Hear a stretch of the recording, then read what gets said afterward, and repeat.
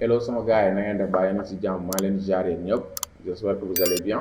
Alors donc aujourd'hui on va essayer de donc je vous propose un autre numéro de Recrea Design donc une série où on essaie de reprendre en fait une affiche, un flyer, en tout cas un visuel, d'accord. Les visuels bi nag donc je l'ai ramassé sur Freepik dama gis ne c'est intéressant ndaxte vraiment. Voilà, il y a des effets yoo xam ne war naa ko mën a partager donc des astuces yoo xam ne war naa ko mën a partager donc des astuces très simples te à travers cette affiche là dinaa jéem a xool nu ma koy partager quoi.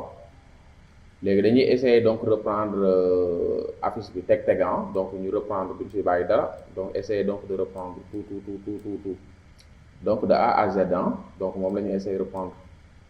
lu ko dalee ci personnage bi déjà donc on va essayer de télécharger le personnage donc am nañ ko Freepik mën nañ ko télécharger foofu noonu léegi suñu jëlee personnage bi détourage bi donc après ça mën nañoo appliquer en tout cas les effets lueur externe yi ni effet de lumière yi ñu gis ni ci t-shirt bi ak les effets de donc de lumière griffonnage yi ñu gis ni ci loxo bi ci main gauche bi ak côté bi aussi mélange de jaune et de blanc. Voilà affaire yooyu noonu quoi donc mën nañ essayer en tout cas de essayer de reprendre quoi d'accord.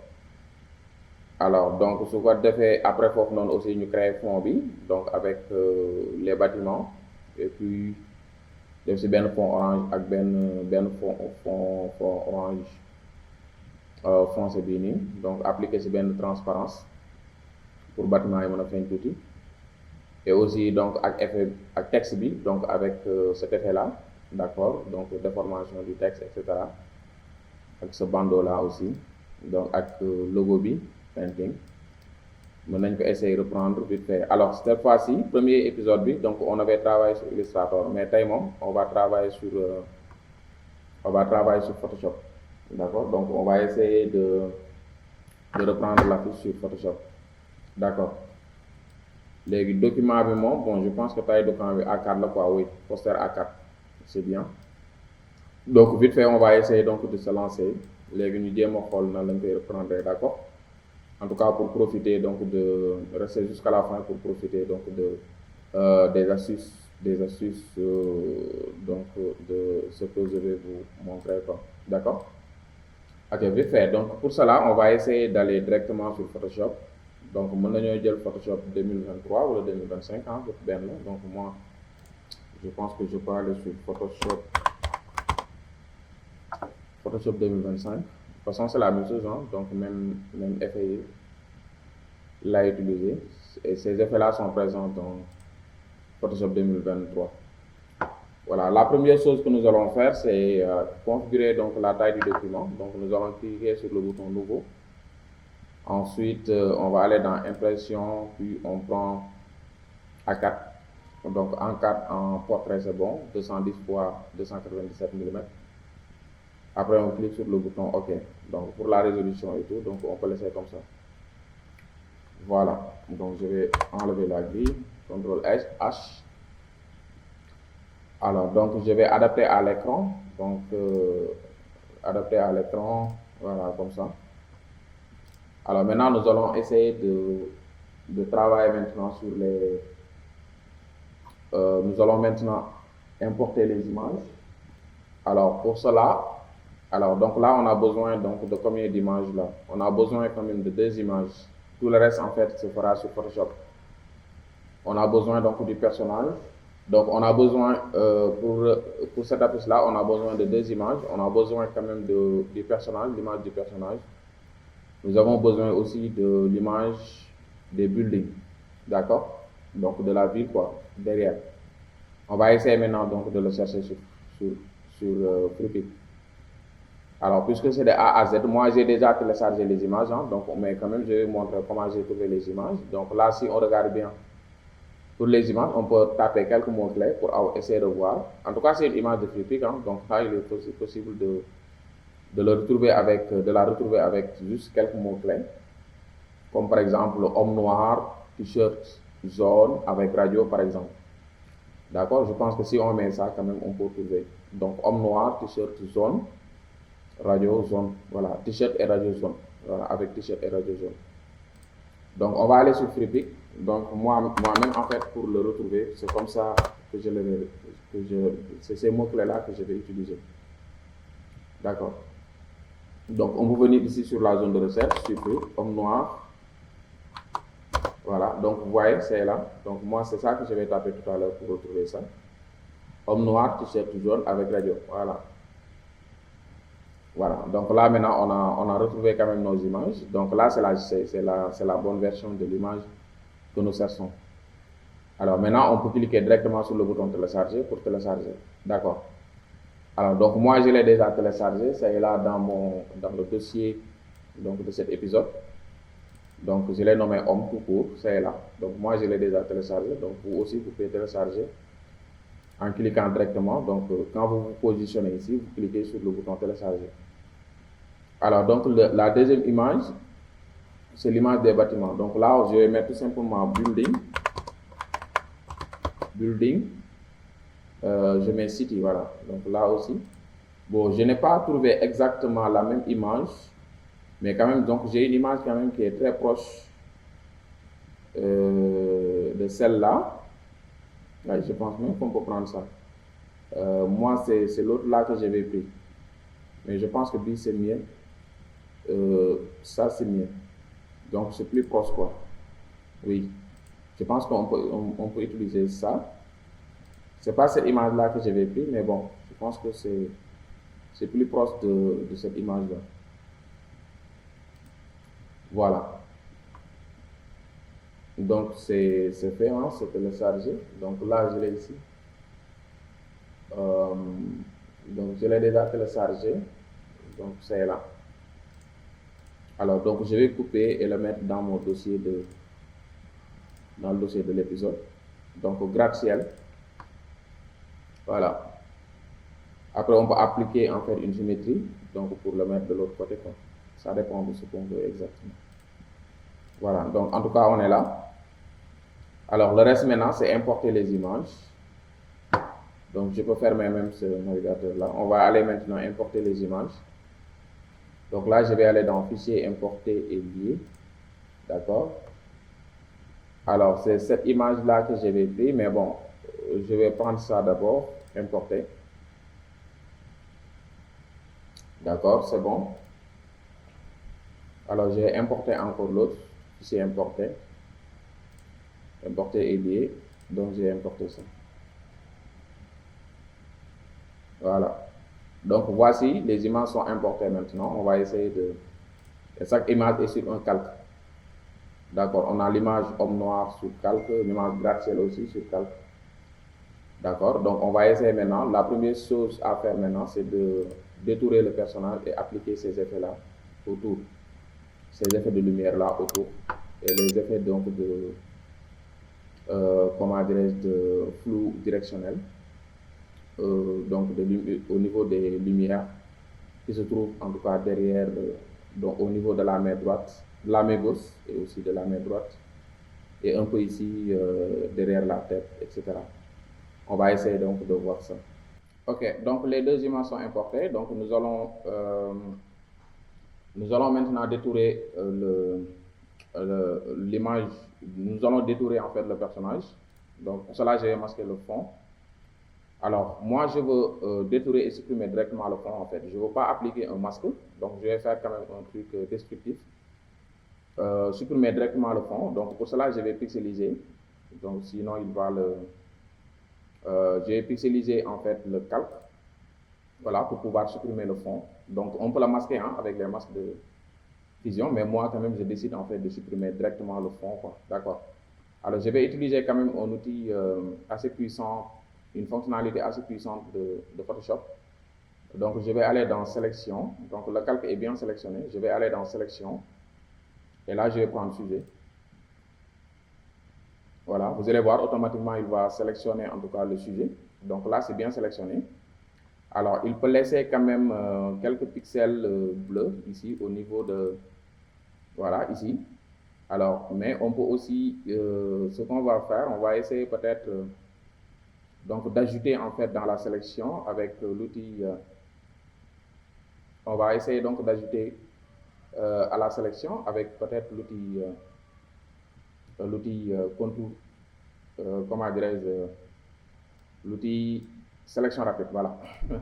Alors, donc sinon, on peut intervertir la sélection, supprimer, ensuite, voilà, supprimer le reste, quoi. Donc là aussi, c'est une possibilité. Donc moi, je vais aller vite.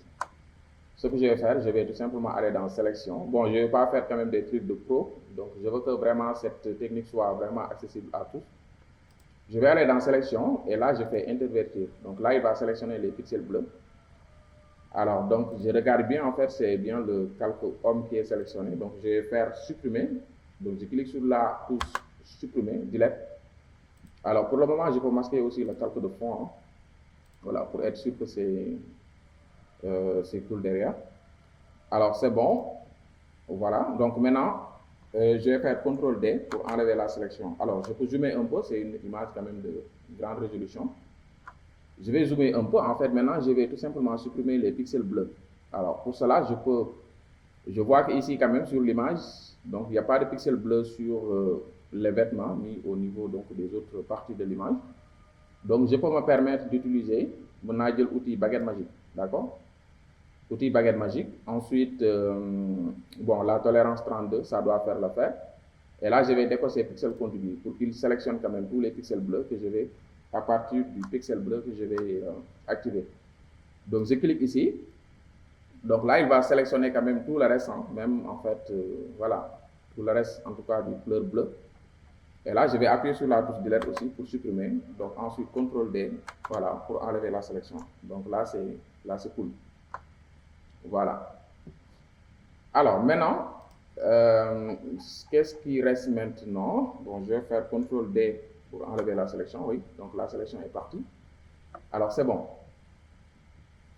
Alors, ce qu'on va essayer de faire maintenant, c'est en fait cette partie-là.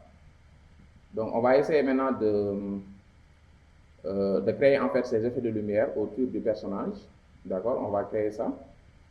D'accord? Donc, les lumières que vous voyez là, parfois une lumière blanche, parfois une lumière jaune ici. Alors, pour cela, maintenant, on va créer en fait des calques pour ça. Hein? Donc, on va créer plusieurs calques vides pour ça. Alors, je vais mettre ça sur mon deuxième écran pour pouvoir l'avoir en même temps. Alors, donc, ce que je vais faire maintenant, je vais créer en fait un calque, je vais créer un calque vide ici, je sélectionne ce calque, ensuite je crée un calque vide, voilà, comme ça là. Alors, je vais peindre en tout cas sur ce calque, d'accord. Alors, mais avant de faire ça, je peux peut-être utiliser la couleur jaune, sinon je peux aussi créer le background avant de le faire, quoi.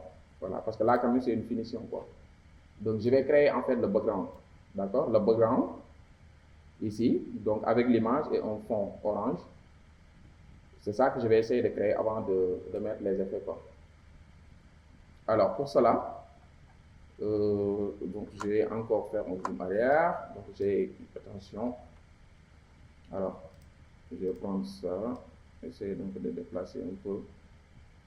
Voilà, ça c'est bon. Ok, donc je vais afficher maintenant l'arrière-plan. Alors, je peux déjà supprimer en fait ce calque-là pour l'instant. D'accord, je vais supprimer. Alors maintenant, je vais créer encore un autre calque. Je vais créer encore un autre calque, donc je vais masquer ça. Créer en fait un calque de couleur orange. Donc, je crée un calque vide ici que je vais remplir avec cette couleur-là. Alors, je vais faire édition remplir. Alors, je vais chercher cette couleur. Bon, je ne vais pas prélever la couleur directement, sinon aussi. Donc, je pense que je peux trouver quand même une couleur comme ça, à peu près ici. Sinon aussi, je peux aller ouvrir l'image et essayer donc de pipeter un peu cette couleur. Donc, c'est possible. Alors, je vais faire fichier ouvrir. Je vais ouvrir la fiche. J'essaie maintenant de prélever en fait, de prélever la couleur. Alors, cette couleur orange, je peux en fait l'avoir. Donc, avec l'outil pipette, je peux l'avoir ici. Voilà, donc là, c'est bon. Donc, je reviens sur mon image. Donc, je vais remplir ce calque-là. Donc, je vais faire édition remplir. Alors, je vais remplir avec la couleur de premier plan. Donc, normal 100%, ok. Voilà, là, c'est bon. D'accord. Alors, je peux maintenant fermer l'autre image, si je veux. Donc, sinon aussi, je peux l'ouvrir hein, comme ça. Ça va rester en fait sur... voilà, ça va rester ici. Comme ça, on pourra le voir en même temps, basculer entre les deux points. Ok. Maintenant, donc il faut que quand même je crée en fait un effet arrondi ici. Donc je dois couper, je dois éliminer en fait la partie inférieure de ce calque-là. Donc ce calque-là, je dois éliminer la partie inférieure. Alors, tout en créant quand même ici un effet, un arc, d'accord. Les arc boobu laay jéem a créer léegi mën naa masquer sama personnage bi en attendant. Donc maintenant ce que je vais faire donc mën naa créer peut-être benn repère xool un peu kii bi 3/4 3 kii bi la comment dirais-je 1/3 du truc. Je vais voir donc là wala 2/3 bi 2/3 de la hauteur de quoi. léegi lu may jël peut-être mën naa créer fii nii benn repère pour xam exactement fan laa ko war a teg. Je pense que limite bi mën na nekk fii nii à peu près. Ouais, je pense que ce sera ok. Alors léegi milieu kii bi aussi fii la. Donc maintenant je peux prendre l'outil plume et essayer maintenant de dessiner une forme. D'accord. léegi damay jël outil plume. léegi fii en fait lan laa am fii sax forme donc non trace laay dessiner pour mën ko convertir en sélection après quoi. Donc trace laay dessiner donc je vais prendre ça. Alors fii aussi mënoon naa ko mën a kii c'était pas bon bien fait quoi. ma bëgg aussi arrondi bi nat ko bu baax quoi mu am équilibre en fait. léegi su ma jëlaatee outil plume bi est-ce que dinaa mën a continuer bi oui c'est ça. léegi fii nii ma créé fi benn point su ma ñëwee fii nii ma def glisser déposer et rester sur ma def glisser déposer fii nii après fii ma cliquer si point bi carrément fii aussi voilà ma fermer quoi. Donc là ça peut être quelque chose comme ça. D'accord léegi tracé bi léegi dama koy convertir donc je le convertis en kii comment dirais-je en sélection. Donc damay ñëw fii nii si onglet tracé après ma def mu convertir ko en sélection voilà. Alors donc gis naa ne fii aussi bon ça a débordé un peu mais bon c'est pas grave. Ce que je vais faire maintenant je vais mémoriser la sélection avant tout. léegi damay def sélection mémoriser la sélection je pense que la sélection est bonne sélection mémoriser la sélection. D'accord ndax dama koy soxlawaat quoi. Donc j'ai donné un nom ma tuddee ko peut-être arc quelque chose comme ça ok. après ma def sélection intervertir pour pouvoir supprimer en fait le bas. donc damay def sélection intervertir daal di def supprimer attention moi qu'est-ce que j'ai fait non avant d'inverser la sélection. Ok oui c'est ça. Ok c'est bon donc là ça a supprimé le bas. Je pense c'est bon je sais pas si j'ai raté la sélection ou pas mais c'est pas grave de toute façon je peux toujours agrandir un peu pour que ça occupe le truc là. léegi mën naa ko agrandir mën naa def contrôle T léegi mën naa ko agrandir tuuti maintenant la touche Alt voilà pour mu déborder tuuti quoi. voilà sélection dafa feesul quoi en fait moo tax mu bàyyi kii espace boobu noonu. D'accord là c'est bon. Alors maintenant je vais faire pareil pour bii aussi léegi damay réduire opacité bi donc d'abord mën naa ko masquer donc après ma affiché bii nii léegi bii su ma ko affiché aussi xaaral ma def contrôle T pour xool taille image bi déjà là c'est bon j'ai déplacé l'image déjà mu yéeg parce que lii laa gën a soxla quoi ma yéeg ko fii voilà image bi nii laa ko soxlaaye. léegi après ma récupérer la sélection donc là aussi je vais pixeliser donc dama koy supprimer directement. alors je vais maintenant activer donc récupérer la sélection de tout à l'heure là donc mooy sélection bi ni arc bi. Ok, alors j'appuie sur la touche delete pour supprimer le bas. Donc CTRL D, CTRL T encore, parce que bii aussi sélection bi moo feesul quoi. Donc alt glisser déposer, après déplacer encore légèrement. Voilà, là c'est bon pour mu fees quoi en fait, d'accord, en quelque sorte. Ok, là c'est bon.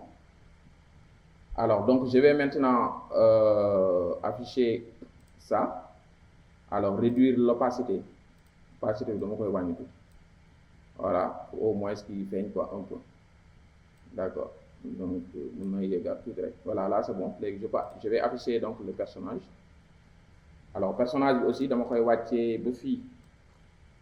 Voilà, dama koy wàccee ba fii. Donc je récupère aussi la sélection. Donc là aussi je pense que je peux l'agrandir un peu. Donc mën naa def CTRL T. Alors j'agrandis en appuyant sur la touche Alt, glisser, déposer.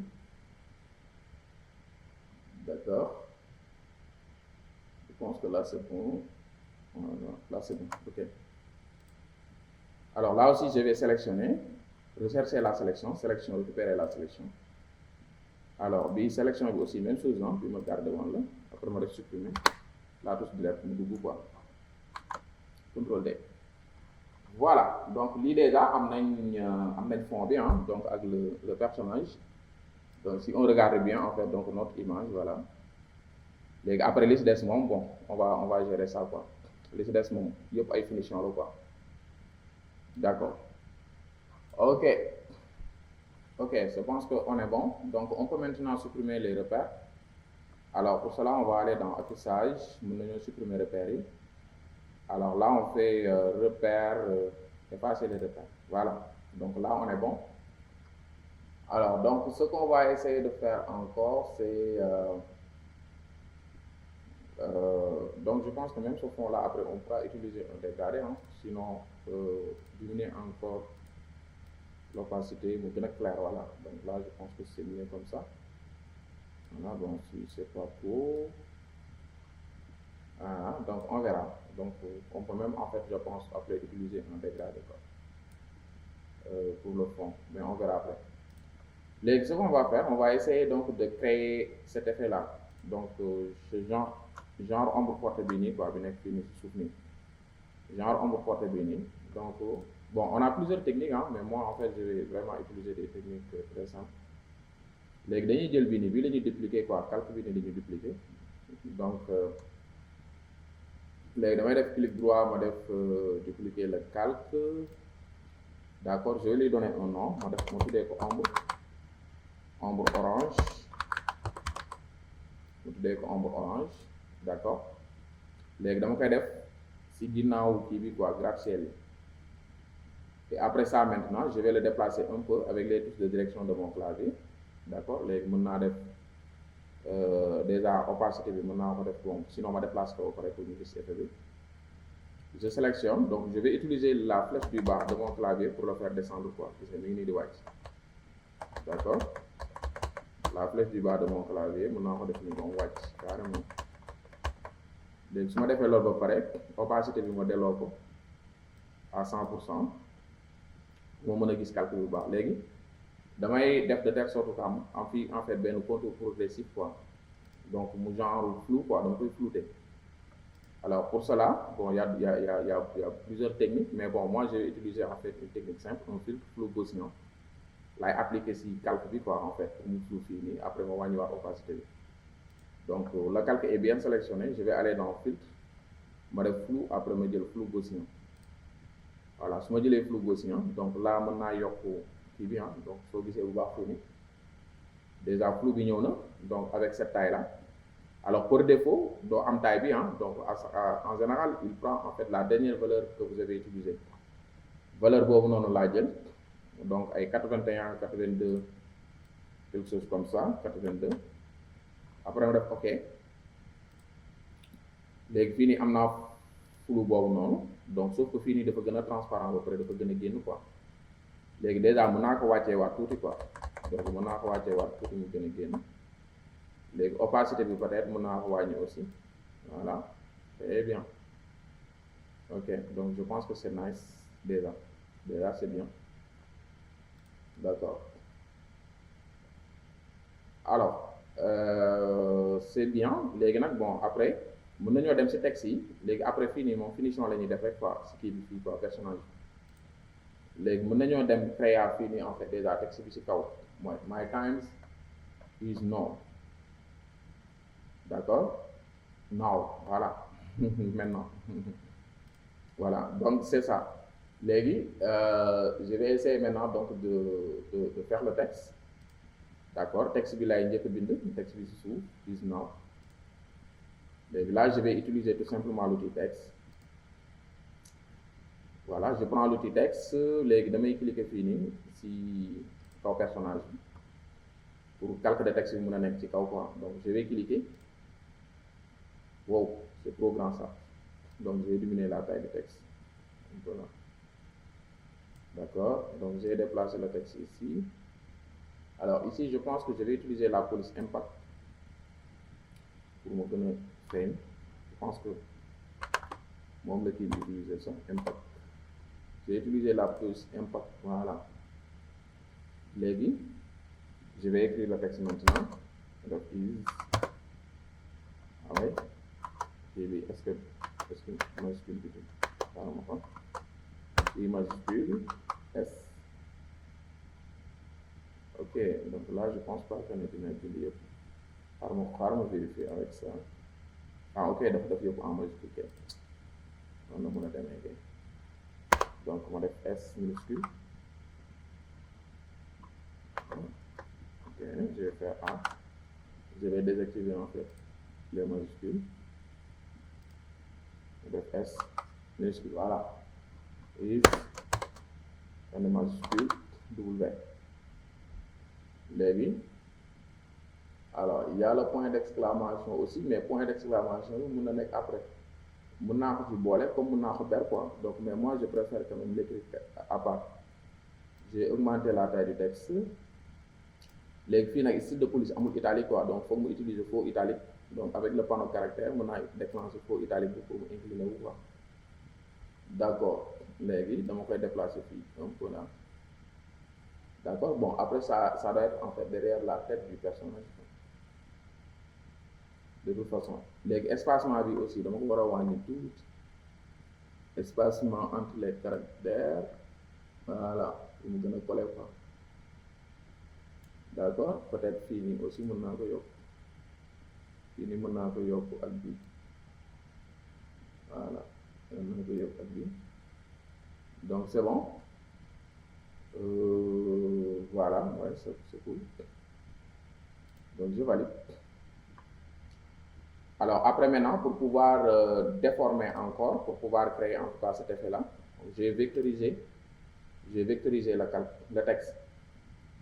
Déjà mën naa ko def derrière la tête du personnage. Donc là j'ai changé juste la position du calque. Mën naa ko wàcc fii nii bon, c'est tout. Voilà, su ko defee mu nekk derrière la tête. Léegi le calque est toujours sélectionné. Je vais aller dans le texte, après ma def convertir en forme. D'accord, léegi convertir na ko en forme. Léegi soo xoolee baax soo jëlee outil sélection de forme, ana outil sélection de forme moo nekk nii en noir. Gis nga donc da koy changer quoi. Léegi mën naa jël, donc j'ai zoomé déjà un peu. Léegi je peux déjà en fait je peux désactiver, je peux mettre en fait le contour blanc. Léegi fond bi dama koy désactiver quoi. Léegi su ma ko yokkee quoi léegi mën naa yokk contour bi su ko defee ñu mën ko gis quoi. Léegi mën na nekk peut-être ay 5 pixels yooyu mën wala 6, donc je sais pas moi. Ma def 6 bi dafa ndaw, ma def 10. 10 pixels. 10 pixels bi si c'est pas trop ça, waaw c'est bon. C'est bon comparé ak li ñu fi nii c'est bon. Léegi lu may def mooy déformer ko tuuti quoi, donc damay jëlaat outil sélection directe pour mën a sélectionner en fait les points d'ancrage. Jël ñaar yi. Alors mën naa jël bii ak bii aussi hein. Bon là l'idée c'est de déplacer un peu vers le haut ces points là. D'accord, bon ñu suivre normal aussi hein, pour mu bañ a incliner au dépôt. Voilà, donc c'est à peu près ça. d'accord façon après mën naa ko modifier wala façon voilà léegi nag dama koy wàccee waat tuuti gën a wàcc derrière la tête du personnage voilà et un peu derrière da fii nii point d'exclamation la après mooy ñëw léegi su ma defee lii ba pare léegi moo xool fii voilà léegi damay bind beneen texte aussi ci kaw bon je pense que espace bi ñu occupé ci kaw du quoi je sais pas après comment on va faire mais bon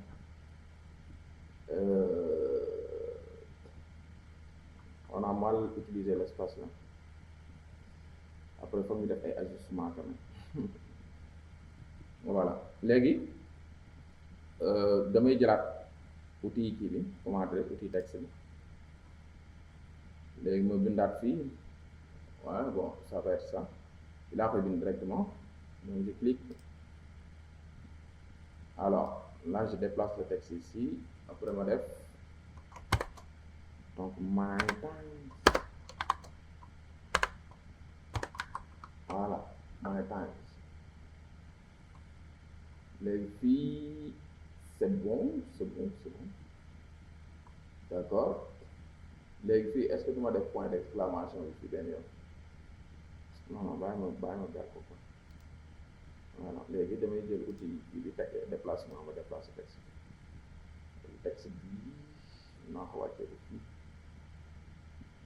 façon même M bi sax ci kaw fii bi la nekk quoi naa ko wàccee ndaxte kii aussi foog ma wàccee waat naa ko teg fii kii bii nii ak kii bi foog ma wàccee waat leen tuuti alors fii aussi dafa am benn distance quoi bon distance bi mën naa ko créer ak mën naa cliquer fii ni ma utiliser le panneau caractère ma yokk kii bi paramètre bi nu mu tudd sax crénage ma yokk ko pour mën leen a espacer encore su ma paree ma jëlaat outil bi alors ma déplacer leen ndaxte kii bi nii la ko bindee quoi voilà c'est exactement comme ça léegi bii aussi dama koy jëlaat ma jël outil sélection de forme sélection point d'ancrage yi léegi mu déplacer waat bi mu wàccaat tuuti quoi parce que dafa kawe d'ailleurs waruma ko woon yéegal sax waruma ko woon yéegal quoi d'ailleurs waruma ko woon yéegal fii la war a yem voilà ok léegi pour am lii d'accord léegi point d'exclamation bi moom moo ci des point d'exclamation bi donc je prends l'outil encore léegi ma cliquer fii nii ma cliquer fii point d'exclamation bi ban ci la sax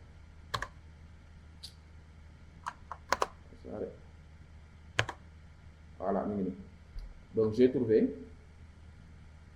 point d'exclamation j'ai trouvé donc je vais le mettre là point d'exclamation moom lay ñëw ba jeex fii nii léegi mën naa ko vectoriser agrandir ko benn yoon façon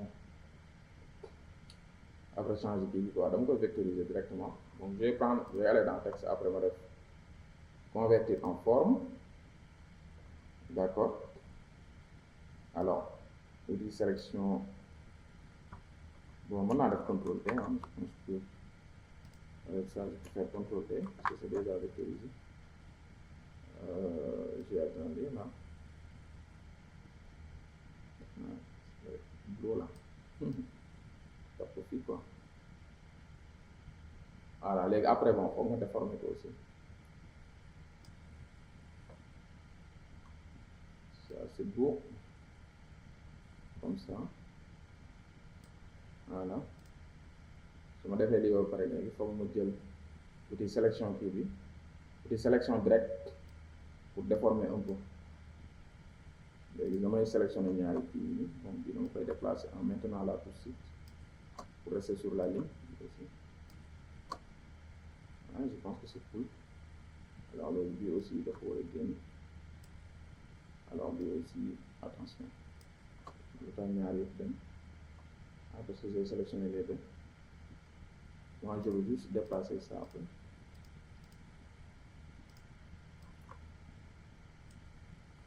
voilà ah c'est bon bon xaw na depuis tuuti bàyyi ma sélectionné ñaari mu déplacé leen encore légèrement. Voilà, je pense que c'est bon.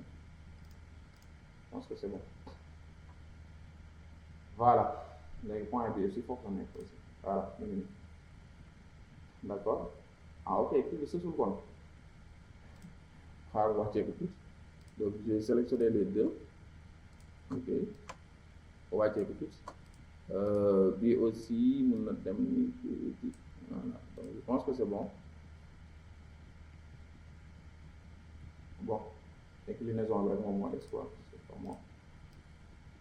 Attention, waaw mu yóbbaale rek. Voilà, c'est bon. Bon, c'est bon. En tout cas l'idée est là. Léegi dinañ poser kii bi espace bi nii ci kaw, parce que là en fait je n'ai plus assez d'espace, je ne pense pas. Bàyyi ma assez d'espace pour mën a bind texte ci kaw, mais loolu après la quoi. Je sais pas ce qu'on va faire.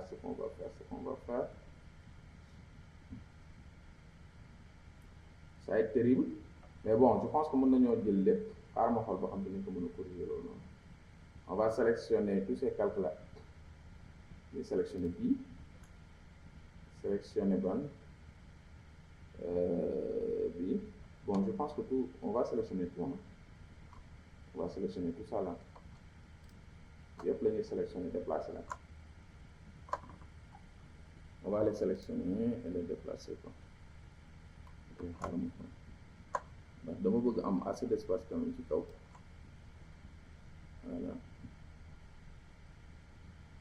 Voilà, d'ailleurs c'est bien parce que image bi déjà des na ci kaw. Image bi déjà des na ci kaw, donc c'est cool. Li ma déplacé nii baax na xaaral ma déplacé tuuti rek. Voilà, léegi bandeau bi lay complété. Bande bi rek lay complété mooy bande bi nii. Bande bi lay complété léegi nu mu mën def mooy je pense pas que ndaxte bëgguma ko déformer quoi. Bon dama koy remplir rek déjà fii nii xam nga opacité bi ça à 100%, donc damay continuer rek remplir ko. Damay sélectionner kii bi rek ajouter sélection remplir ko ak couleur boobu quoi. Voilà, donc je vais faire ça. Léegi lu may def mooy je prends l'outil rectangle, je sélectionne donc après ma sélectionner li des nii. Après ma def édition remplir, ma remplir ko ak cette couleur là, donc je prends couleur, je reprends cette couleur là pour compléter quoi. Sinon donc dama koy déformer. Donc maintenant je vais encore réduire tout simplement l'opacité. Voilà, attention, opacité bi voilà bii c'est cool. Je pense que 73 ay 75 yooyu noonu baax na quoi. Voilà, là c'est bon. Léegi am naa assez d'espace ci kaw quoi. Léegi bande bi mën naa ko def soit ak l'outil rectangle de sélection, mën naa positionner ay repères de toute façon il faut aussi apprendre à travailler les repères donc je laisse un peu de marge là. Alors léegi ma calé hauteur bi aussi. Je pense que li ñu wàcc nag bëri na de, fu ma yéegalaat tuuti.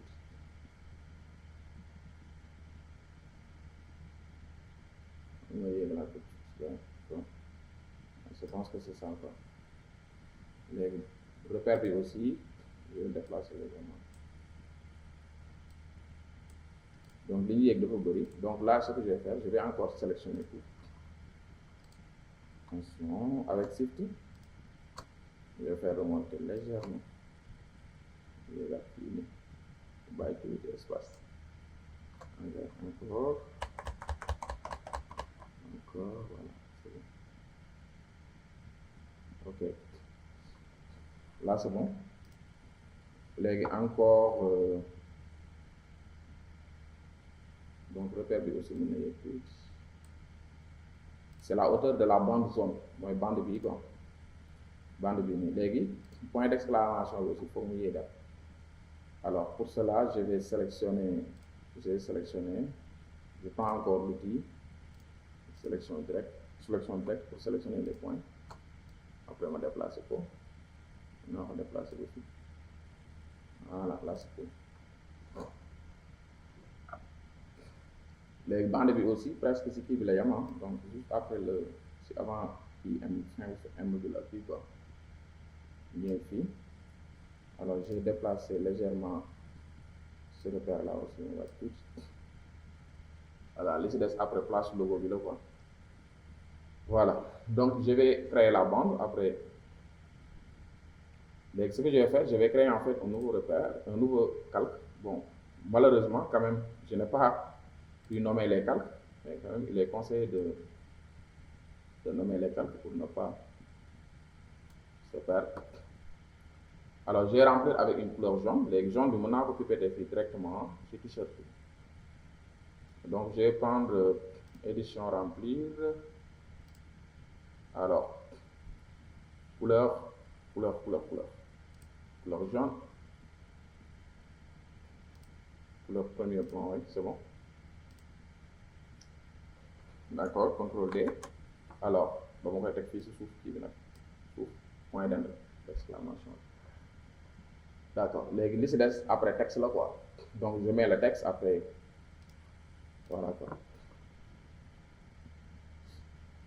Bon, je peux maintenant supprimer les repères. Donc je peux aller dans affichage, repères, effacer les repères.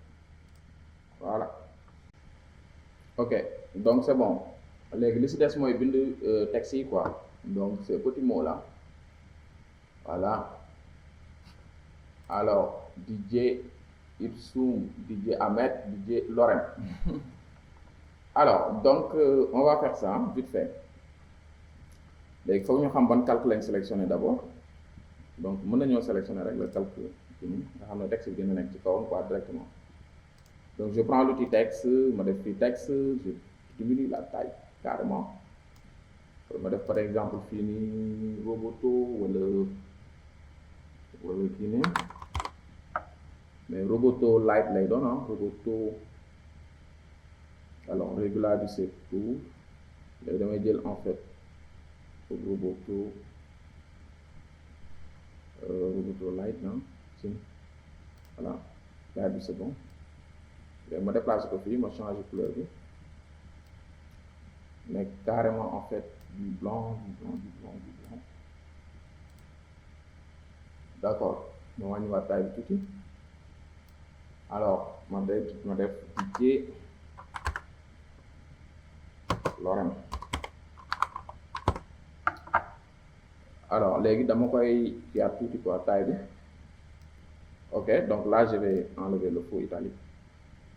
C'est fini. Police a un vrai italique sur le quoi. Mais bon, je n'ai pas besoin de ça pour le moment. On va taille tout. Les mouna peut-être fini quoi. Les mouna les utiliser c'est bien calculant. Les mouna de tabulation. Encore tabulation. Le DJ.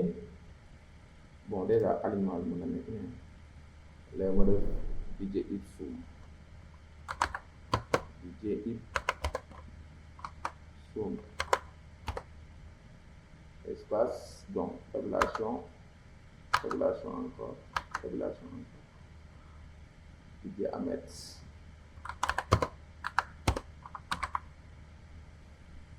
Alors, on déplace le texte ici. Mais je pense que Bini, on a utilisé régulièrement. Ok. Live de faillir, c'est trop quoi. On a utilisé régulièrement. Voilà. Moi, je me fais une fois. Voilà. Là, c'est bon. Là, c'est cool. Ok. Les nous défaire le logo. Bon, le logo, on va le mettre ici aussi. Hein. Comment on va faire? Bon, le logo, en fait, il y a un demi-cercle là, quoi. Il y a un demi-cercle là avec un petit décalage. Donc là, je pense qu'on peut jouer aussi avec un petit décalage fini. Donc, on peut faire ça. Alors, je vais prendre l'outil ellipse, encore, benen calque ou baisse, calque le même petit des logos. Hein. Alors je prends l'outil ellipse de sélection, me dessiner une ellipse en appuyant sur la touche Shift. D'accord. Bon, la taille est grande, mais grave, après dinaa ko kii ma def édition remplir, je remplis ça avec une couleur blanche,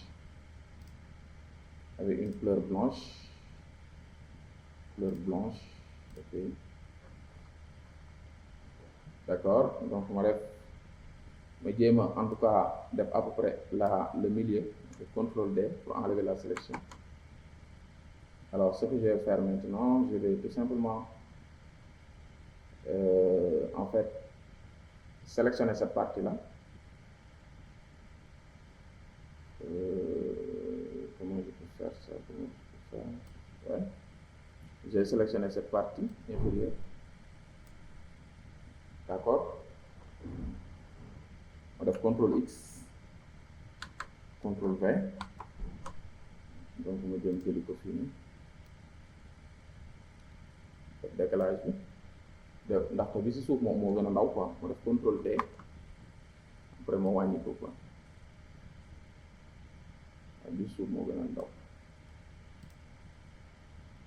après décalage un peu, je pense comme ça. Après me supprimer en tout cas le truc, donc le repère, donc j'ai déplacé le repère ici. Voilà, donc moi genre logo bi quoi. Léegi bon, ce qu'on va faire, on va juste diminuer la taille et de près quoi. Alors on peut faire CTRL T. Non, je vais fusionner les deux d'abord. Fusionner les calques. Toujours c'est le logo, hein.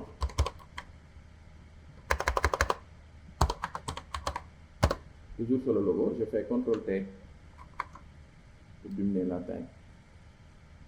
wàññi ko carrément. Léegi après bon, le reste c'est le texte quoi. Le reste c'est le texte painting. Alors je vais prendre encore petit texte, bon même police bi la painting.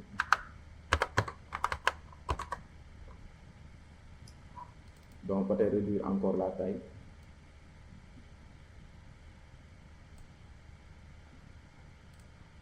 Ok, je vais faire ça.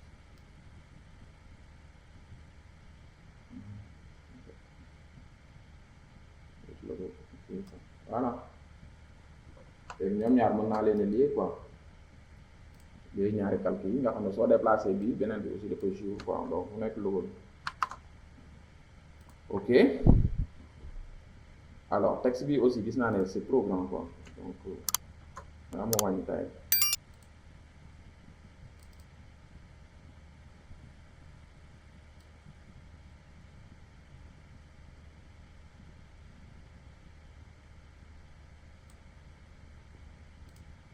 Ok, donc je pense que ni moo dafa fees quoi. Bon après sax mën nañ ko def live. Voilà, donc je pense que quand même mi ngi avancé. Je pense que mi ngi avancé hein. Ok. Voilà, léegi nag bon li ci des aussi mooy texte bi ci suuf. Après ñu jéem a dóor effet yeeg yooyu noonu quoi. Texte yi ci suuf aussi bon je sais pas est-ce que jar na ko sax. Façon texte moom grave léegi effet yi la ñuy jéem a dóor vite fait ñu xool effet yi nekk fii nii en fait. Alors là quand même c'est assez simple hein. Bon ku nekk ak sa technique sa technique la. Oh bii de daf ma échappé quoi. Décalage bii nii il faut mu yéegalaat ko tuuti. dama décalé woon yee fàtte ko quoi comme noonu. Alors léegi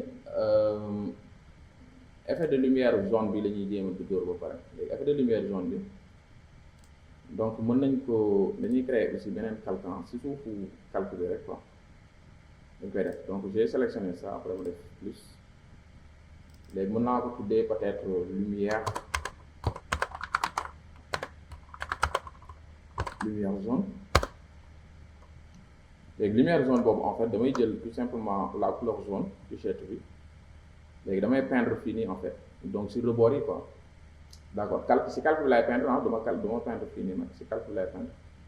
Alors je vais prendre l'outil pinceau tout simplement léegi ma xool avec un compte progressif bon dureté bi mën naa ko réviser aw sax pour mu am flou léegi fii ma yokk ko tuuti ma yokk ko nga xam ne quand même su may peindre au moins kii bi dina génn quoi donc ma yokk ko tuuti voilà là je pense que c'est bon léegi nu may def léegi damay peindre fii nii rek quoi donc damay teg fii nii voilà ko dóor nii voilà fii sax mën naa ko cof tuuti quoi voilà tu vois gis nga lumière bi day génn fii nii en fait voilà lay cof day génn foofu noonu léegi fii aussi mën nañ ko génnee tuuti voilà nañ ko gën a accentuer léegi su ñëwee fii aussi bon tuuti lay génn alors ñu ñëw fii aussi attention génn du bëri voilà de toute façon après mën nañ ci appliquer benn flou quoi bu fekkee ne en fait dafa génn lu bëri mën nañoo appliquer benn flou aussi pour delloo ko tuuti quoi léegi fii nii lumière bi aussi si ça gêne ici aussi mën nañ ko delloo quoi léegi ak fan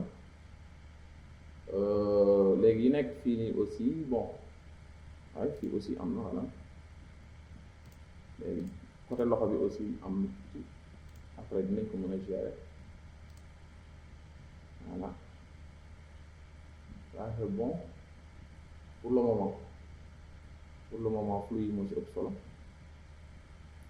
ci lumière bi nii lay demee quoi voilà bon aussi mën na gën a génn après bon je pense que flou bi dina ko defaraat quoi flou gaussien bi ñuy appliqué après si groupe mën na ko delloo tuuti quoi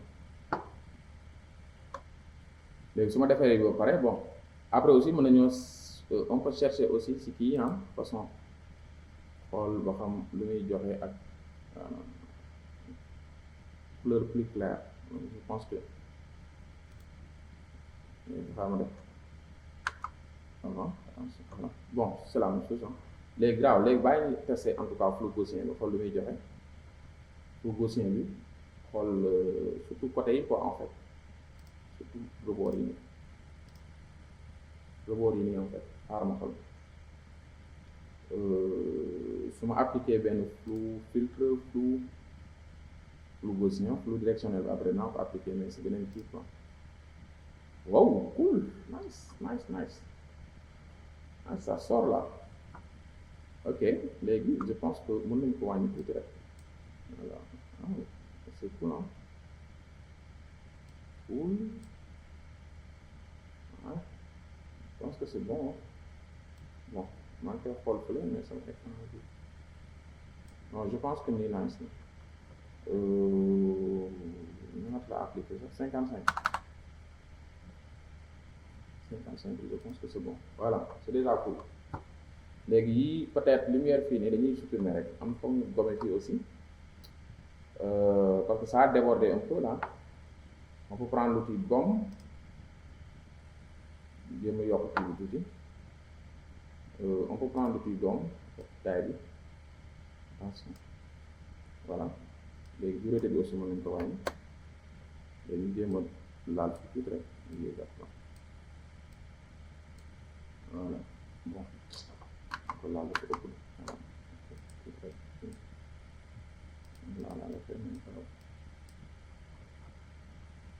voilà su ma amee aussi débordé fii aussi mën nañu ko baax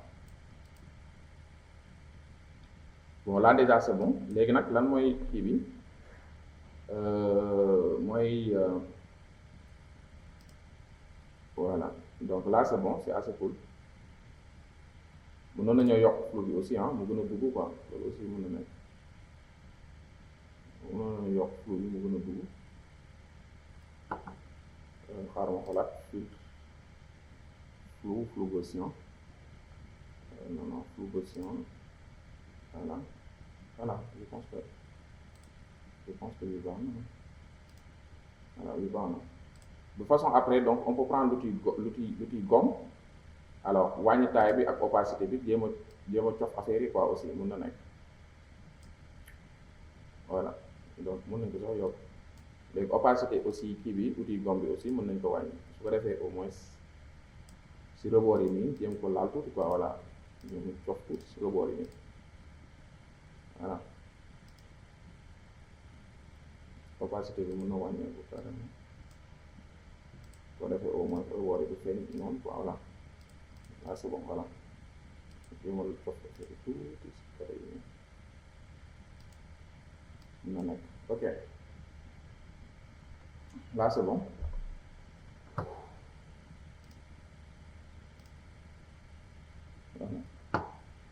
alors maintenant am nañ aussi ay lumière fii nii si ginnaaw bopp bi ak si loxo bi fii voilà fii aussi alors bii aussi dañuy créer en fait bi yeneen calque la ñuy créer sinon day changer affaire bi carrément léegi damay créer benn calque fii nii léegi damay def d'abord mooy kii bi nekk fii nii là je vais tout simplement peindre avec une fleur blanche mais dama koy def genre griffonnage quoi léegi damay def nii boo wàññi kii bi carrément alors dureté bi aussi mën na yokk façon on va essayer de voir wàññi épaisseur bi aussi xaar ma xool léegi bon damay def ay zigzag fii rek genre griffonnage laay def fii nii voilà def nii ay zigzag quoi nii mu bañ a génn bu bëri quoi genre zigzag nii taf taf taf taf taf taf voilà su ñëwee si doigt bi aussi voilà attention fee sa xaw na génn lu bëri voilà façon après fii nii mën nañ ko gommer quoi léegi su ma defee nii ba pare léegi damay appliquer en fait benn flou directionnel d'accord léegi damay jël calque si même calque bi ma def filtre flou ma def flou directionnel alors flou directionnel bi angle bi 0 c'est bon léegi aperçu léegi ma yokk valeur bi yokk ko voilà yokk ko encore voilà tas carrément voilà on lay tas directement carrément sax léegi après outil kii bi moo koy gérer quoi voilà léegi avec la gomme donc on pourra gérer le reste quoi donc ak gomme bi quoi réglage opacité bi yooyu noonu voilà donc bii déjà c'est bon donc je pense que griffonnage bi ma def aussi dafa xaw a kii quoi léegi mën nañoo jël outil gomme bi après ñu xool ak opacité faible ñu xool voilà côté yi nii voilà alors fii aussi mën nañoo laal côté yi nii rek de façon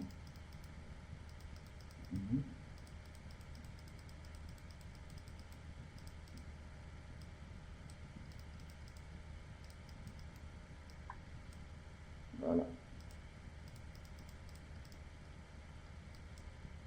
ok fii aussi mën nañoo fii en une transition laal côté rek c'est bon ok léegi xaaral ma xool couleur plus claire si je ne sais pas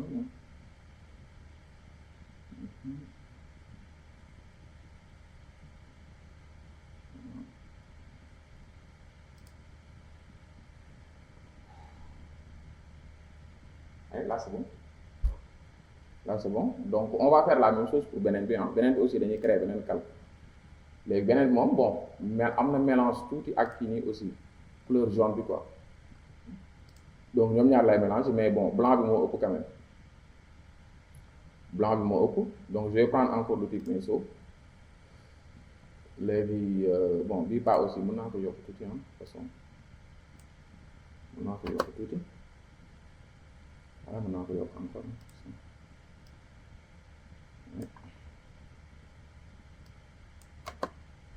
voilà léegi kii mën nañ ko génnee léegi fi laay commencer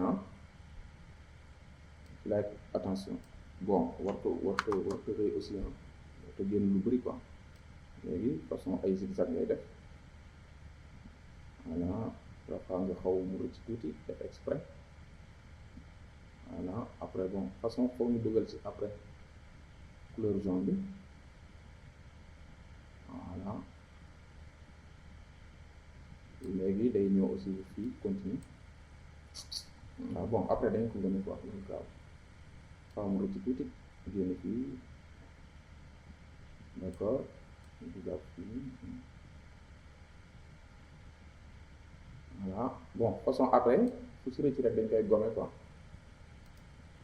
léegi zone bi aussi ñëw zone bi xaw na laal fii nii tuuti attention loolu zone bi laa bëggoon def foofu noonu donc damay intervertir ana kii bi sax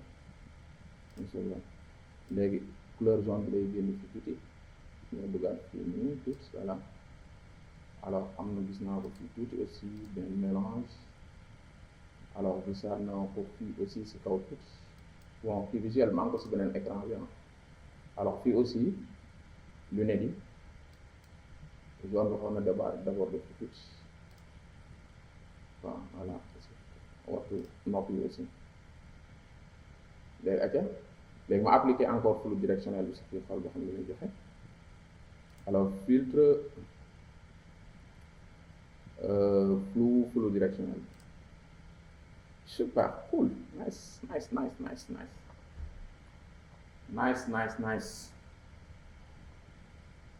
c'est vraiment nice alors cool alors léegi ma xool nga xam dama koy yokk non soo ko yokkee dafay wàññi ko tuuti kay sax non wàññi bi aussi baaxut bon en tout cas valeur bu njëkk bi moom c'était nice vraiment ay 400 nangam yooyu noonu voilà je pense que bii c'est bon ok alors léegi ce qu'on va faire on va essayer juste donc de reprendre encore l'outil gomme donc ak opacité bu xaw faible léegi jéem a laal cat yi quoi en fait d'accord ak compte progressif bi aussi durée de vie 0 lay doon quoi léegi pinceau kii bi opacité bi aussi mën na wàññiwaat léegi su ko defee léegi cat yi la ñuy cox rek voilà donc fii cat yi la ñuy cox rek parfois voilà cox cat yi voilà bon bii ni nag bon vraiment zone bi génn ni ma ko bëggee quoi mais bon cat yi fekkee dafa génn loolu cat yi quoi voilà il peut y avoir d'autres méthodes mais man moom franchement méthode bu ma xam laa leen di jox quoi mën na am ay méthodes yu gën a professionnel mais l'essentiel mooy en tout cas nga am résultat bi quoi nga am vraiment li nga bëgg en fait exactement voilà donc loolu vraiment moom mooy kii créant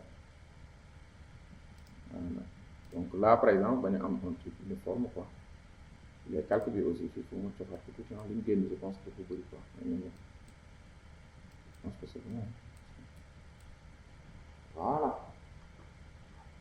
alors c'est cool de toute façon li ni moom mooy li ci ëpp solo voilà donc design bi ñuy créé alors fii lan moo fi def moom mooy texte bi fii nii en fait avec un peu de décoration donc moom moo nekk nii donc ce texte là moo si des bi nii donc Yo Club voilà donc après le texte ici donc on va essayer de reproduire ça sinon aussi mën nañoo essayer donc continuer background ba pare quoi donc doo ko ñëwaat si texte bi fii nii loolu aussi c'est une possibilité donc d'ailleurs man loolu laa proposé donc ñu jéem a continuer background ba pare quoi alors pour cela léegi donc ce qu'on va faire on va essayer maintenant donc de dessiner les traits alors pour les traits on peut utiliser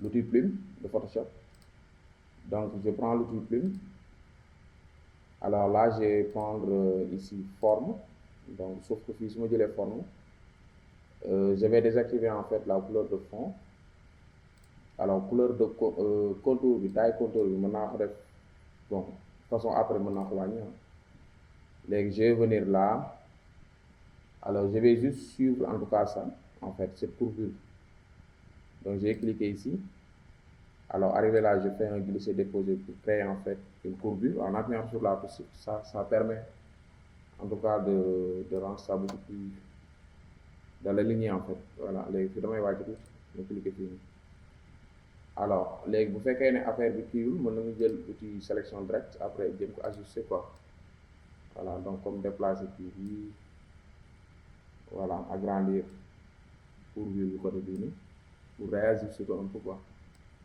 Voilà, lii aussi mën nañ ko réajuster tuuti. D'accord. Léegi su ma cliquer fii lan laay am ma cliquer en dehors, voilà, là c'est déjà bien. Léegi courbe bi 3 la quoi en fait avec des couleurs différentes. Donc ce que je vais faire, je vais juste essayer donc de dupliquer. Alors quel est le calque qui est sélectionné, c'est pas ça. Alors donc je vais prendre l'outil tracé, ma sélectionner bi pour xam en fait ban calque la quoi. Et il faut que le calque soit sélectionné. Bon, je pense que bii la voilà bii la. Donc peut-être que je vais désactiver en fait tous les calques sauf ça. Ma def alt clic ici, comme ça calque yëpp day masqué wu. Comme ça maintenant je vais sélectionner ça. Attention. Sinon damay désactiver bii quoi nga xam ne calque bi ma sélectionné rek moom mooy kii. Def alt glisser déposer pour dupliquer ça. Ma dupliquer ko fii. Alors damay dupliquer waat fii mu nekk 3. Alors je vais changer les couleurs maintenant, donc je vais prendre l'outil sélection de tracé. Alors sinon je pense que c'est juste en fait par rapport à l'opacité quoi. Léegi mën naa désactiver waat fii nii, donc je pense ça.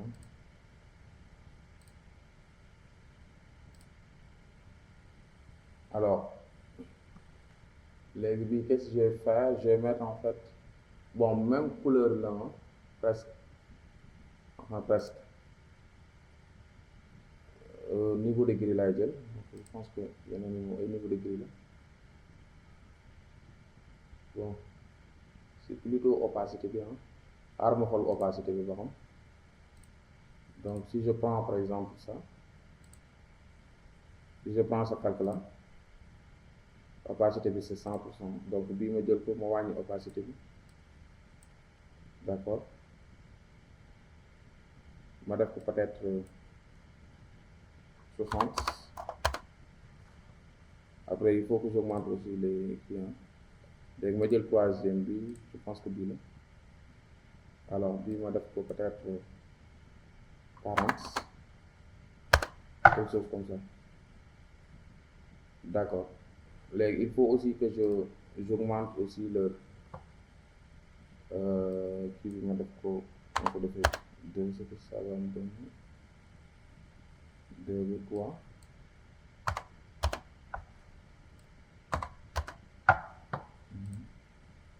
Trois pixels. Voilà, bu ci nekk 3 pixels laa koy def. Voilà, ndaxte ça paraît bien. Donc là je peux maintenant activer les autres calques. Voilà, donc je pense que calque yi bëri woon na trop.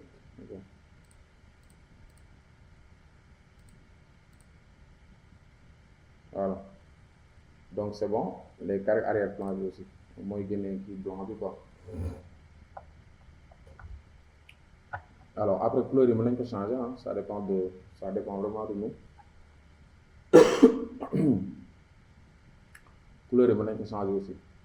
Léegi triangle yi moom moo ci des. Triangle yi léegi bon j'ai regardé ici, voilà, je pense que fii am naa fi outil triangle. Donc dañuy dessiner forme triangulaire. Alors mën nañoo commencer ci orange bi, après ñu jëm ci jaune bi. Attention, qu'est-ce que j'ai fait là?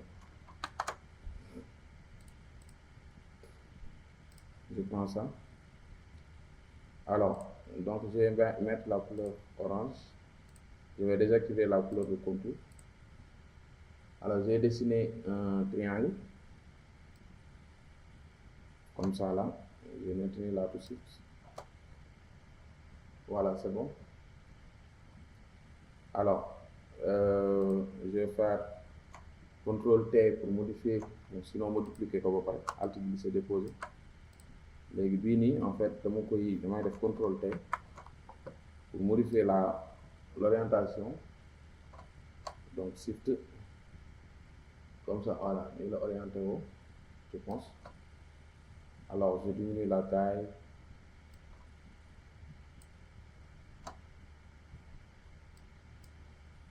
Je valide. Alors après là, moi, j'ai changé mon opacité du corps. Donc, je vais modifier aussi la transparence, l'opacité.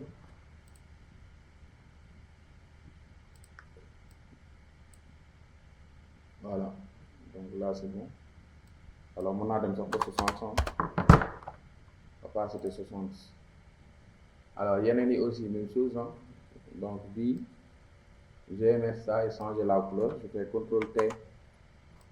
Je modifie la taille. Donc, je vais laisser la shift là, sinon ça risque de déformer le truc. Alors, avec B, je vais prendre l'outil sélection de tracé. Je vais changer la couleur. Avec la couleur jaune. D'accord, je me fais jaune. Jaune. Alors, pour la calque aussi, je vais modifier l'opacité, je vais mettre 60. Est-ce que mon ah bon, 63, les nekkul ci bi la quoi moo tax là c'est normal. Voilà, léegi bii aussi dama koy dupliquer, alt glisser déposer, voilà, laal orange bi, laal jaune bi. Alors mën naa wàññiwaat opacité bi mu gën a transparent. Voilà, c'est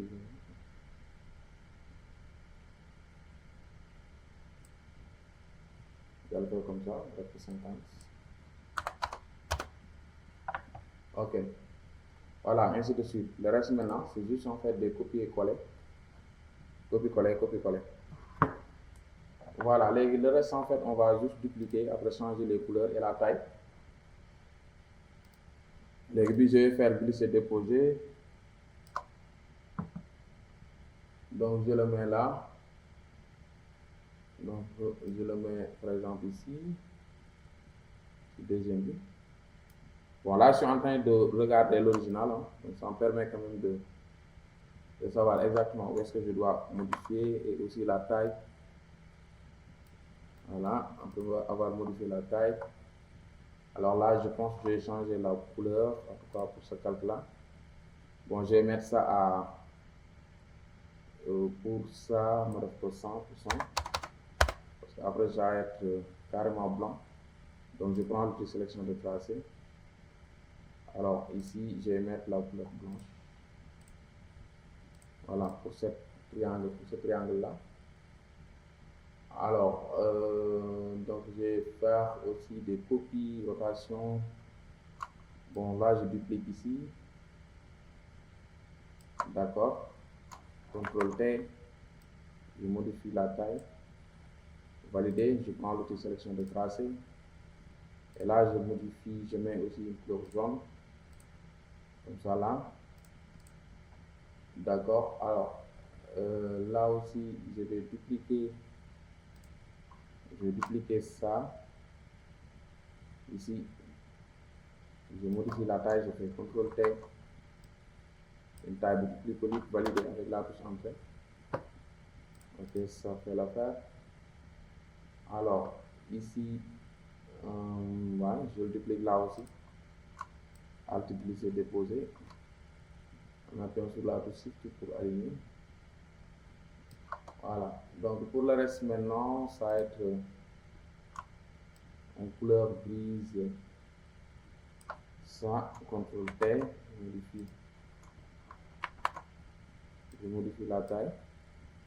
Alors je prends l'outil, je modifie aussi la couleur. Alors je mets noir et je modifie encore l'opacité pour le mélanger avec le blanc. Voilà, ça c'est bon. Alors je duplique aussi. Je pense ça. Je duplique. Attention.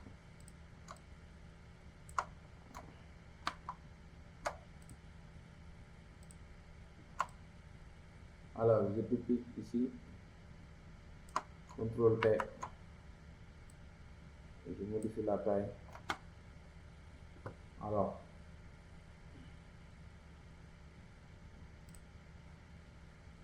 opacité encore beaucoup plus petite, donc je vais mettre 25 cette fois-ci. Ça c'est bon. Alors, l'autre là, je vais prendre,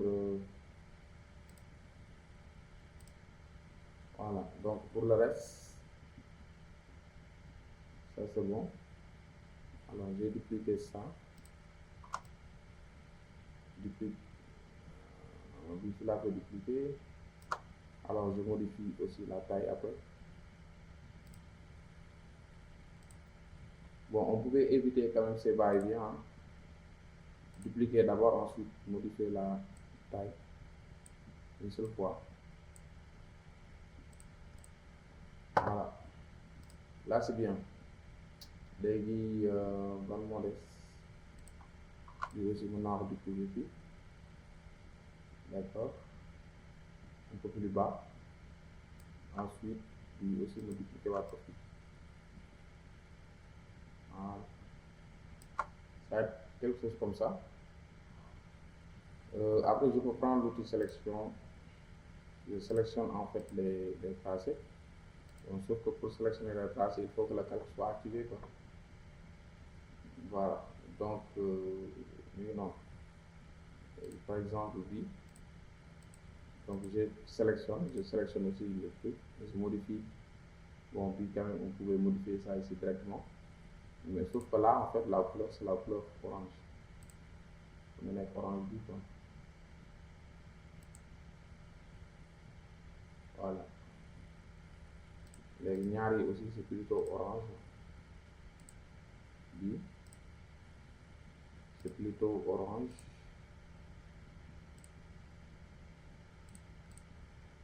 Orange. Avec opacité bi quoi. Et l'opacité. Alors, lui aussi, mën nañ ko modifier suñu neexee. Je prends ça, je modifie. Hop, ma def ko orange. Léegi fii opacité bi aussi mën na gën a wàññi. En tout cas dañ koy def en tout cas de manière aléatoire. Donc li ci des après mën nga xool comment réduire la taille des éléments aussi. Voilà, pour mu bañ a am quelque chose de uniforme quoi. Attention.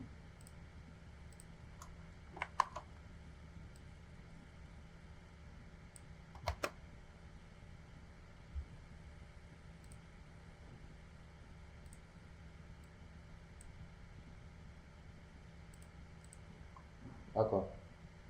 C'est bon, léegi yëpp mën nañ leen a regrouper, ah mën nañ leen a regrouper ci benn dossier.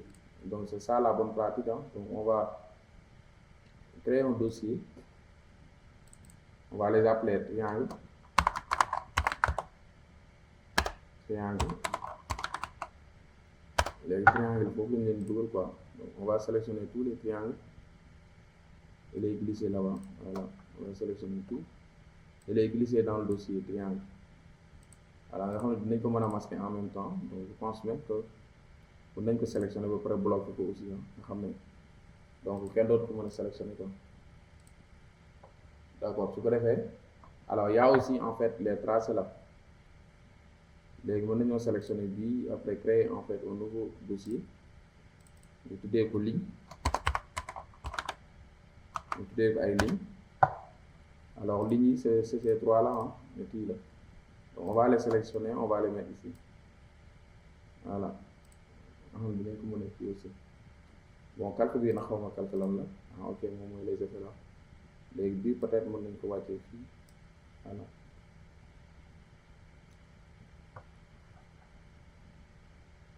Alors mën nañu ñoo aussi créer en fait benn dossier bu ñu tuddee aussi comment dirais-je background wala dossier en fait boo xam ne c'est le texte di créer foofu noonu. Léegi c'est bon. Alors on va cliquer ici sur le prix, après on crée en fait un texte bi la ñu bind quoi. Donc voilà, léegi lii moo ci des moom mooy texte bi quoi. Il y a que le texte qui reste. Donc on va prendre l'outil texte. Voilà, donc on va cliquer ici. On va changer la couleur d'abord. Donc pour couleur bi mën nañoo dem ci voilà. Ok. Donc on va prendre ça ici. Ah, ok, donc j'ai augmenté la taille. Alors, roboto régular, je vais prendre, Bolt, tout simplement. Bolt, là j'ai écrit en majuscule. Donc, je vais mettre Yo. Bon, c'est pas la même police, hein, c'est sûr. Ce n'est pas la même police. Bon, c'est une police quand même assez cool, hein. Mais Bimom, c'est pas la même police. Ce n'est pas la même police. Donc après, on va dérouler hall. Bonne police là exactement quoi. Donc vraiment tester ici. Arial hall. Je ne pense pas qu'on est Arial aussi. Ah ouais, bon, c'est plus proche. Arial Balls, c'est bon. Ce n'est pas la même police, mais grave. Donc je pense que B c'est bon, ça fera l'affaire. Donc on va juste augmenter un peu. Ensuite on valide. Alors on prend l'outil texte. Dans l'outil déplacement, on le met ici. Yo club. Alors on va écrire le texte encore. Si souffle. Alors 23 mars 2020 en anglais. Donc je prends encore l'outil texte. Alors là aussi on peut réduire avant d'écrire. Hein. Donc je vais mettre 23 TH mars 2020. Alors je peux sélectionner le texte encore et le mettre en noir.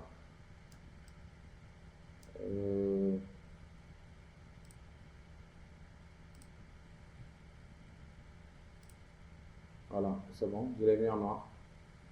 Vous modifiez. Alors je mets le texte ici. Ce n'est pas la même police. Alors les filles, pour faire monter en tout cas TH, comme bien le genre exposant, on va afficher les panneaux. On va prendre, alors on va juste prendre en fait le truc là qui permet de décaler en fait le texte. Décalage du bon ça. Je pense que ça doit être ça. Voilà, puis c'est bon. Je l'ai mis à 9. 9 c'est trop, hein. Voilà, je pense que c'est comme ça. On valide. Alors là aussi, évitez de mettre en fait du texte en noir pur, quoi. Attention.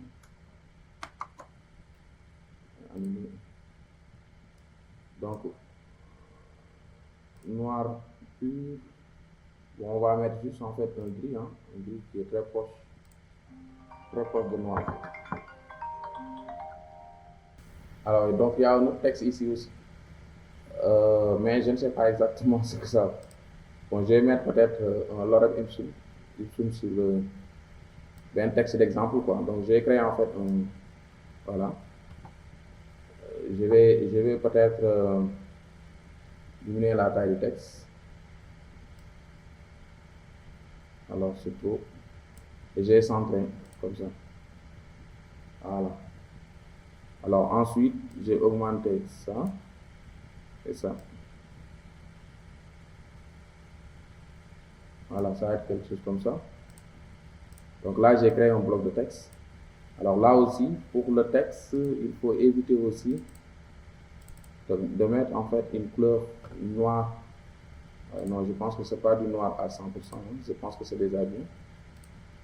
Voilà, c'est bon.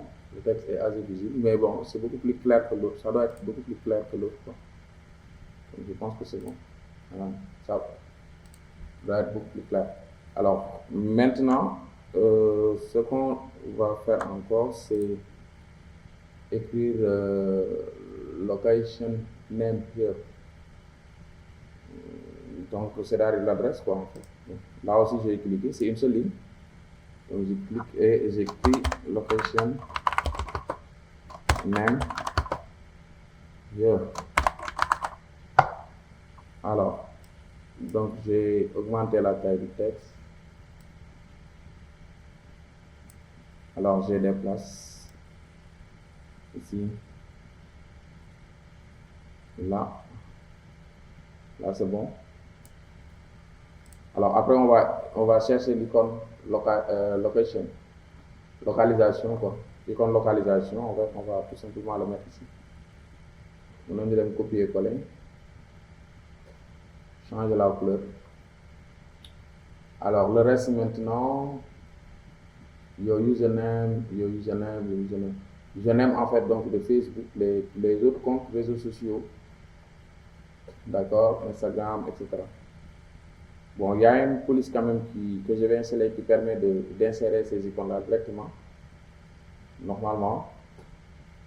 Social, voilà, social média, quelque chose comme ça. Donc, on va essayer de voir après comment on peut faire pour insérer directement ces icônes-là. Alors, pour cela, donc voilà, non, là c'est bon. Ici, je vais juste dupliquer pour avoir la même mise en forme. Sinon, je vais prendre encore l'outil texte. J'écris ici.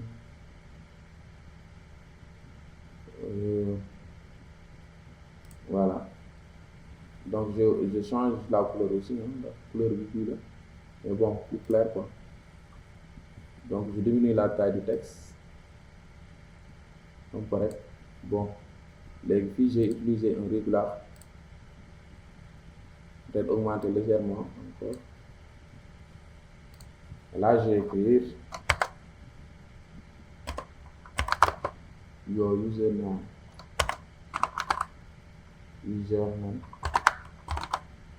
Your username.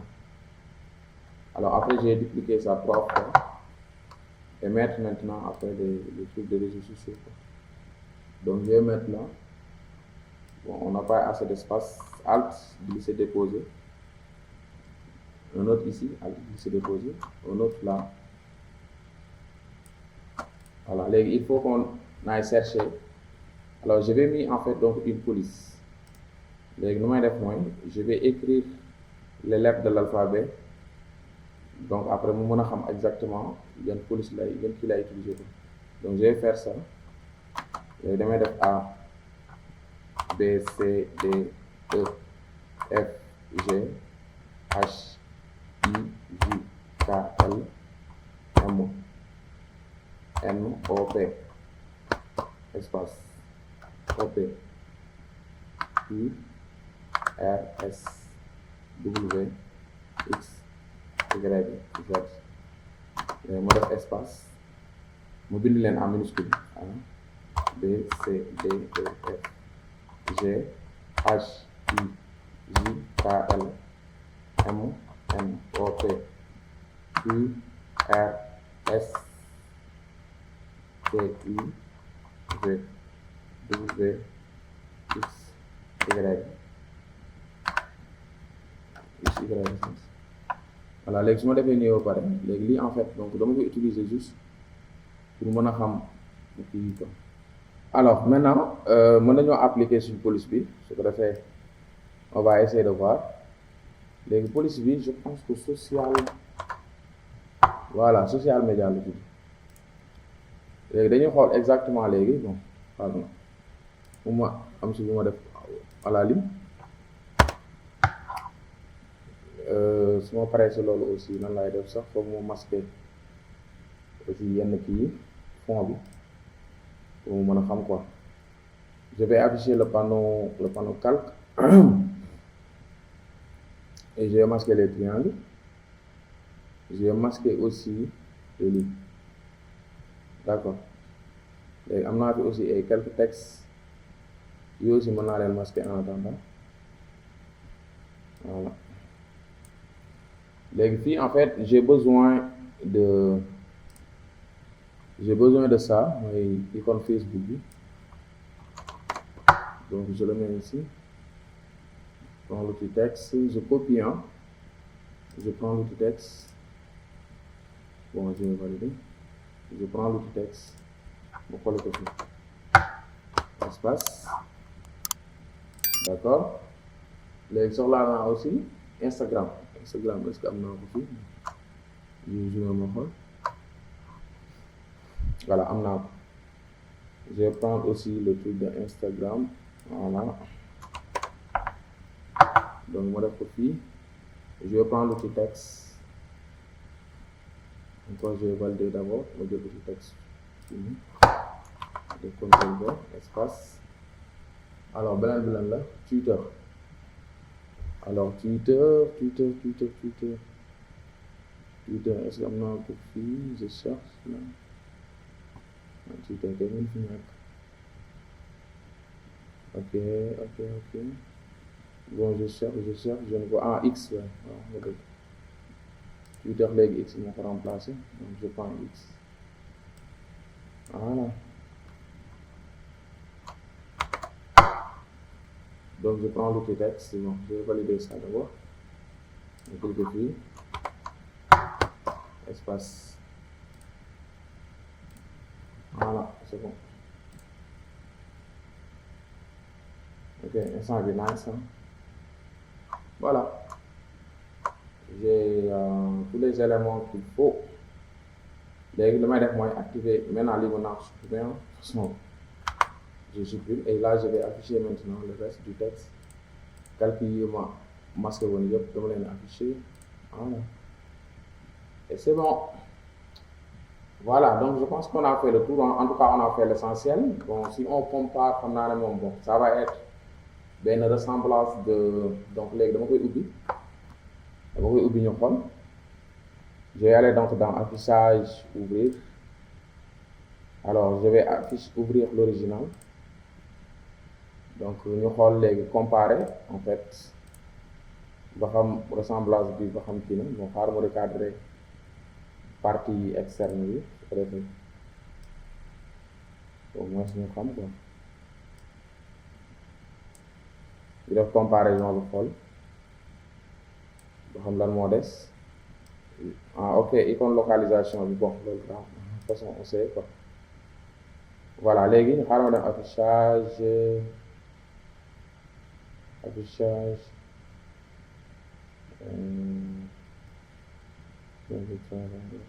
voilà, réorganiser ma def ko peut-être nii des vignettes verticales, voilà. ñu xool des vignettes verticales, donc là j'ai affiché à 40%. léegi bii aussi xaar ma zoomer ko là bon bu ci nekk mën naa ko def adapté à l'écran.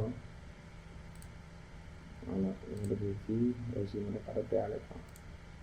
Voilà.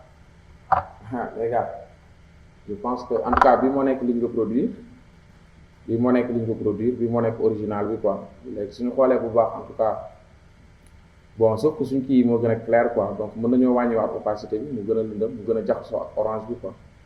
Donc loolu kese la, mën nañoo modifier opacité bi mu gën a wàññi. Voilà, fii aussi nice. Bon peut-être fii nii aussi caractères yi mën na gën a light. Bon je sais pas exactement ban kii la ñu yoroon rig la xam ne light mën na light gën a léger quoi. Voilà, mu gën a léger comme bi là peut-être c'est bon. C'est bon, texte bi c'est ok, my time is no. Yes. Voilà, fii aussi nice. Voilà. Ok, de toute façon moom reproduction moom mënut a nekk 100% kii nii, donc là quand même mën nañ ko def à 90%.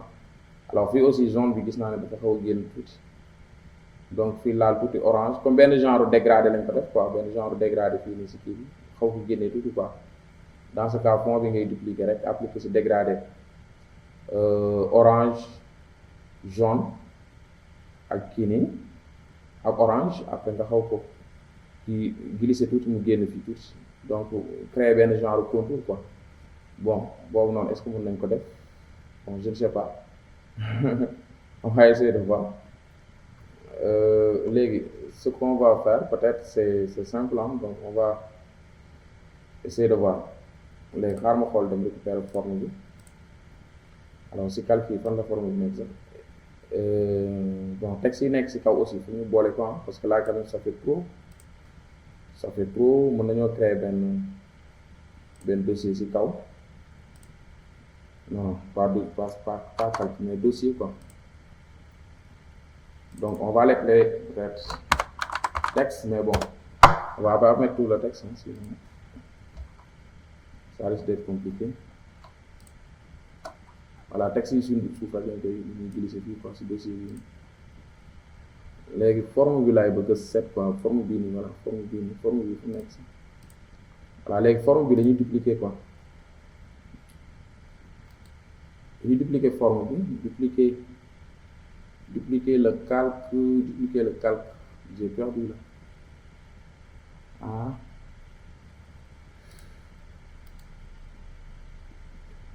dupliquer le calque ok bon je vais mettre dégradé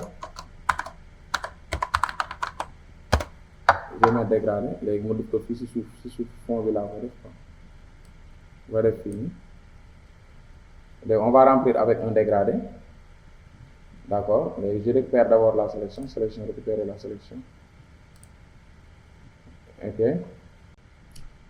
ok donc on va récupérer la sélection ma xool voilà léegi yeneen kii mën nañ ko masquer hein on peut masquer ça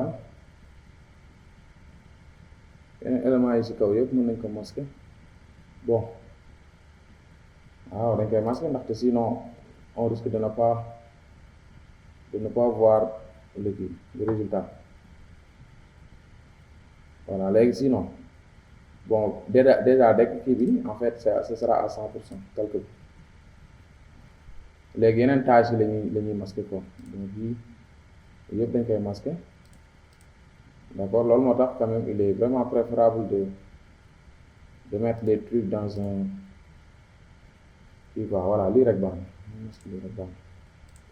na calcul bi c'est toujours actif voilà c'est bon léegi on va remplir avec un dégradé léegi dégradé bi 3 couleurs lay doon donc mooy jaune fii nii pour am lii rek la pour am genre contour dégradé bi nii kese la si ginnaaw kii léegi je vais aller donc dans ma jël outil dégradé donc ma jël dégradé 3 couleurs tout simplement mën naa jël dégradé bi sax baax na déjà d'accord alors ban laay jël linéaire ma remplir nii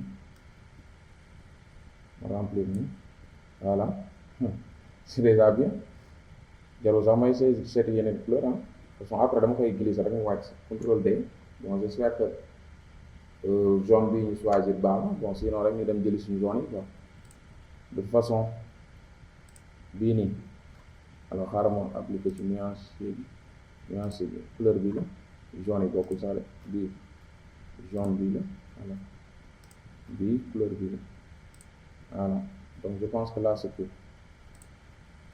ok léegi ma reprendre dégradé bi ma appuie sur la touche voilà bii c'est cool CTRL D léegi comme que calque bi activé na léegi dañ koy glisser tuuti rek mu wàcc donc avec